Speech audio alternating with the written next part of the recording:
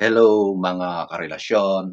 Alam nyo ba mga ladies na merong iisang dahilan lang kung bakit naa-attract ang lalaki sa iyo? Ano nga ba ito? So ladies, kung interesado ka at gusto mong malaman kung ano ba yung nag-iisang bagay na dahilan para magustuhan ka ng isang lalaki. So ladies, kung interesado ka, manood ka. Okay?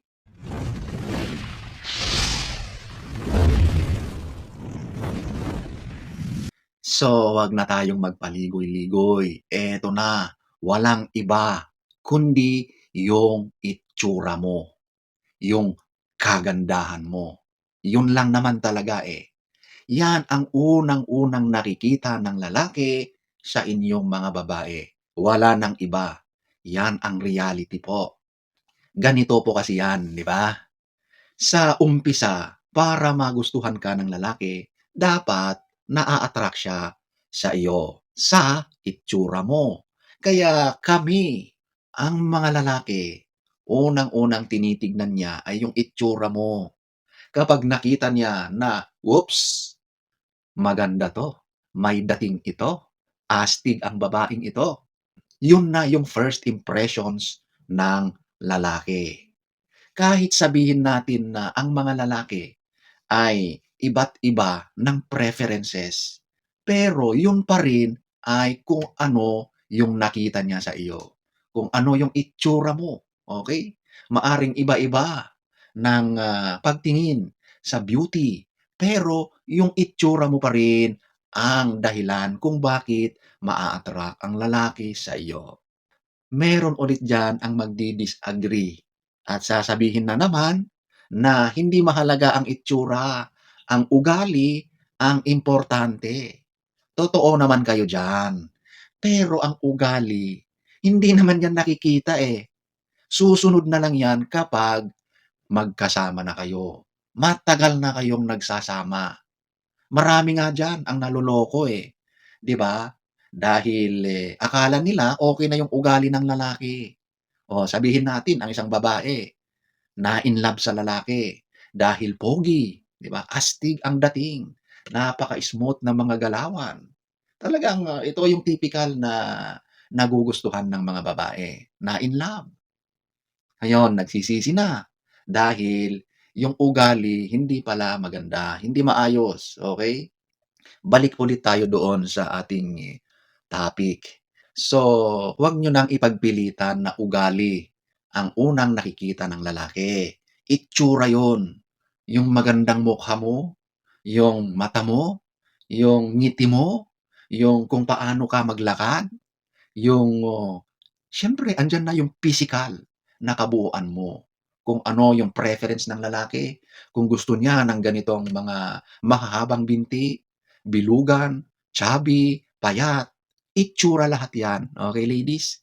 Kahit iba-iba ng gusto ng isang lalaki, pero nagfo-fall pa rin 'yon sa itsura mo, okay? So, yung, ugali, kasunod na 'yon, okay? 'Yun naman talaga ang pinakamahalaga sa relasyon, magandang ugali. Pero yung ugali na 'yan, hindi mo malalaman hangga't hindi mo nakakasama ang isang tao ng matagal.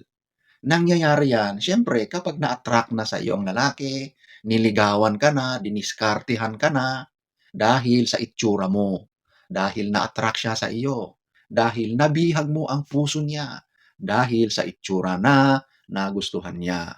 At alam ko na hindi lang sa aming mga lalaki ang ganyan. Gano'n din naman sa inyong mga kababaihan, 'di ba?